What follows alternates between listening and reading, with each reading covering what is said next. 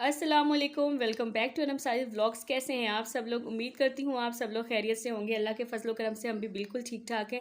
और आज का व्लॉग जो है वो मैं अपना रात के खाने की तैयारी से स्टार्ट करने जा रही हूँ। वैसे है तो दोपहर सुबह का टाइम तकरीबन 10 बजे हैं, लेकिन रात के खाने की तैयारी हो रही है क्योंकि दोपहर में मोस्टली मैं खाना खाती नहीं हूँ, क्योंकि सारे घर नहीं होते, मैं अकेली होती हूँ। तो सुबह नाश्ता उनके साथ कर लेती हूँ और फिर रात में खाना भी उनके साथ ही खाती हूँ, या शाम में वो जब आते हैं तो चाय वगैरह पी के तब कुछ खा लूँ तो खा लूँ, वरना नहीं। मोस्टली कभी कभार ऐसा होता है कि जो है ना, मेरा दिल करे कुछ खाने को दोपहर को, तो फिर मैं कुछ खा लेती हूँ। वैसे अक्सर औकात दिल करता ही नहीं है कुछ खाने को। और मुझे पता है मेरी आदत बड़ी ख़राब है, अब्बू भी मेरी इस बात पे मुझे अक्सर डांटते हैं कि जो है बहुत गंदी आदत है कि दोपहर में कुछ ना कुछ खा लिया करो। लेकिन जो लोग मेरी इतना अकेले होते हैं ना घर में, तो शायद वो उन्हें मेरी बात समझ में आए कि बिल्कुल दिल नहीं करता अकेले कुछ खाने को, अपने लिए कुछ भी बनाने को। तो खैर बस मैं यहाँ पे जो है रात के खाने की तैयारी कर रही थी।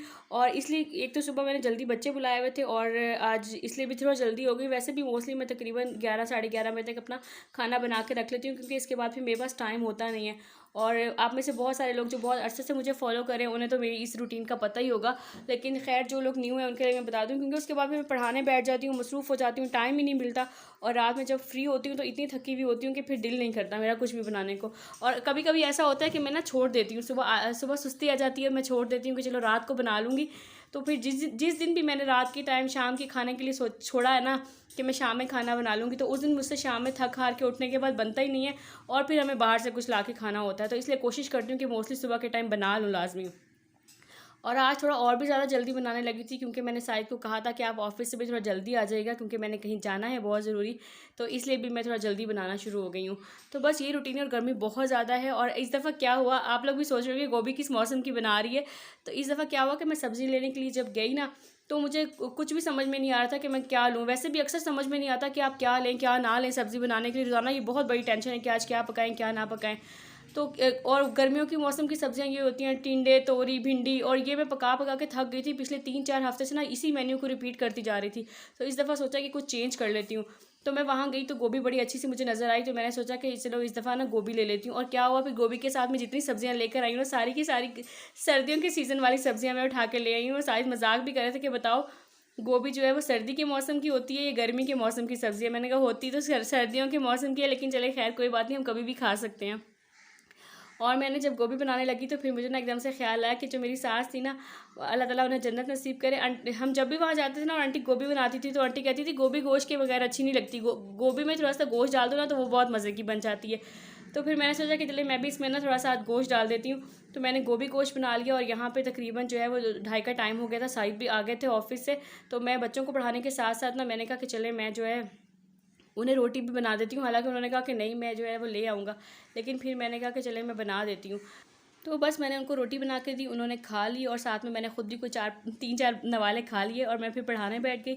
और आज क्योंकि मैंने बच्चों को जल्दी बुलाया हुआ था तो छुट्टी भी थोड़ी जल्दी दे दी। ये तकरीबन 4 बजे तक मैं फ़्री हो गई थी, लेकिन जहाँ मैंने जाना था ना तो सोचा अभी बाहर गर्मी बहुत ज़्यादा, थोड़ी देर तक चलते हैं, तो मेरे पास थोड़ा टाइम था।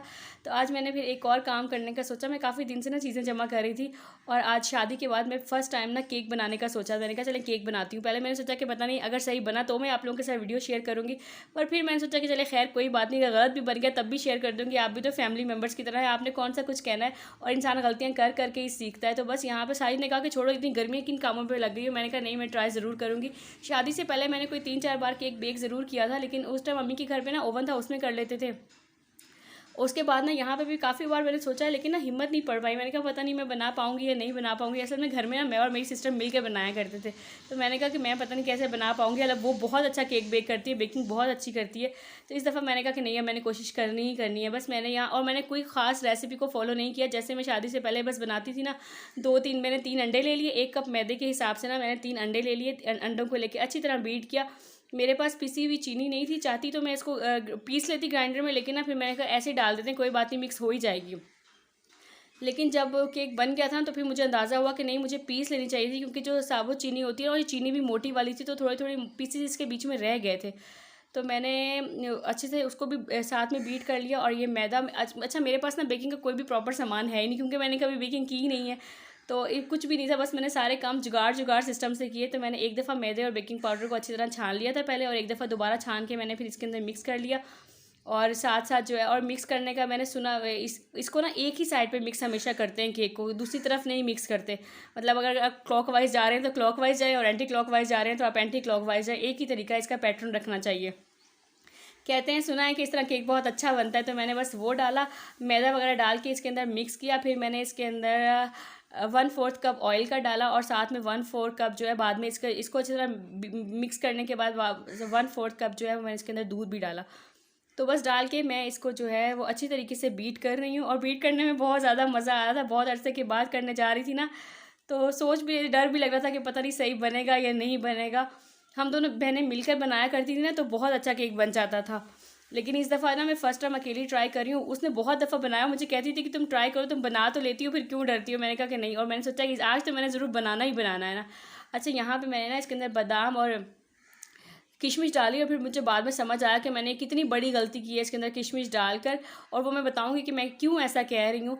और ये डालने के बाद मैंने, अच्छा मेरे पास कोई बेकिंग ट्रे वगैरह कुछ भी नहीं थी, तो मैंने ये पतीला ले लिया। पतीले को अच्छी तरह से ऑयल लगाने के बाद इसकी साइज़ का ना पेपर भी काट लिया था। बटर पेपर भी नहीं था, मैंने बताया ना आपके पास मेरे पास कोई भी सामान भी नहीं था। मैंने हर काम जुगाड़ से किया।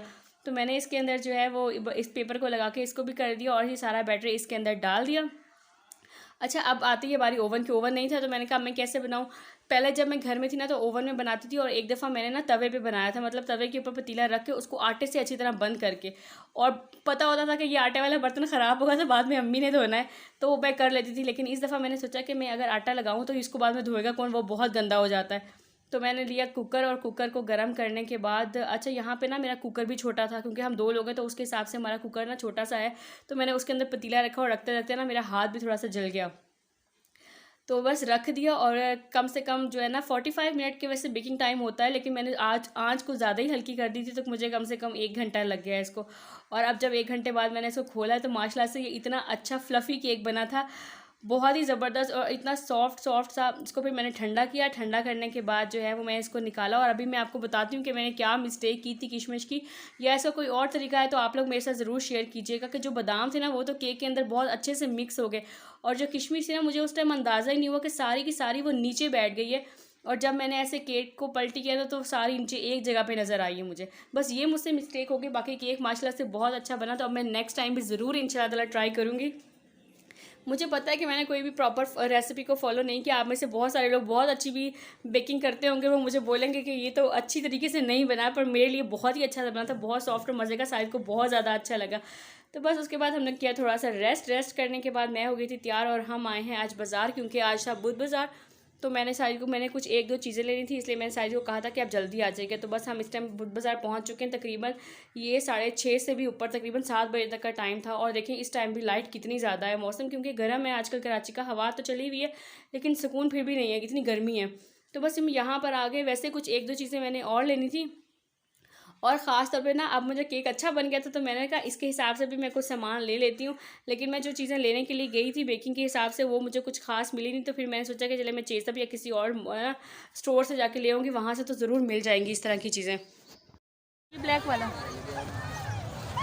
तो निकालने वाला ना, छानने वाला थोड़ी है ये।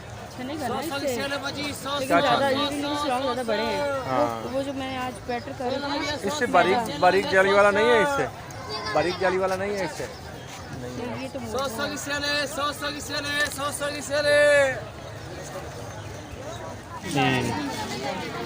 दिखा इधर दिखा। सही है।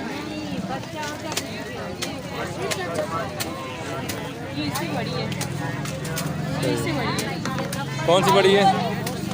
ये वाली कितने की है? 250 की है। जो मर्जी ले लो, जो मर्जी ले लो।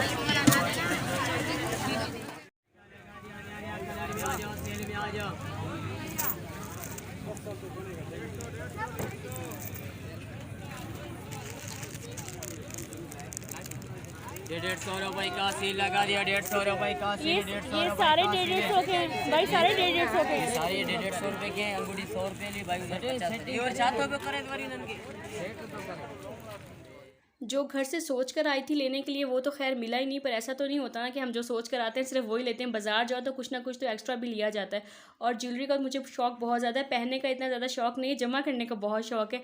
और बाज़ार आऊँ तो ज्वेलरी के पास तो मेरे कदम अपने आप ही रुक जाते हैं। और इन बाज़ारों के अंदर जो पठान भाई बैठे होते हैं ना, इनके पास ज्वेलरी होती भी इतनी प्यारी है कि वो खुद ब खुद ही आपकी कदम जो है वो रोक लेती है। मैं तो लाजमी फिर देखने बैठ जाती हूँ।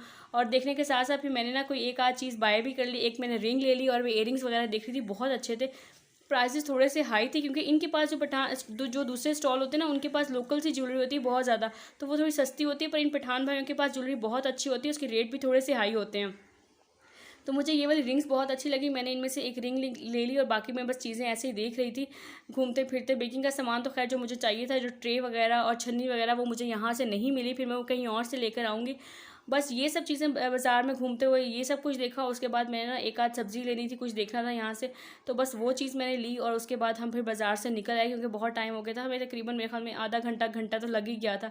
तो बस वो घूमते घूमते हो गया और अब हम यहाँ बाज़ार से निकल आए हैं। बस अपनी बाइक निकालेंगे और घर की तरफ चलेंगे और अपने व्लॉग को भी यहीं पर एंड करूँगी। काफ़ी लंबा सा व्लॉग हो गया है, आप लोगों को ज़रा सा भी पसंद आया होगा तो प्लीज़ लाइक कमेंट और शेयर कर दीजिएगा। इंशाअल्लाह फिर आप लोगों से नए वाले व्लॉग में मुलाकात होगी, तब तक के लिए इजाज़त दीजिए। अपना बहुत ज़्यादा ख्याल रखिएगा, दुआओं में याद रखिएगा। अल्लाह हाफिज़।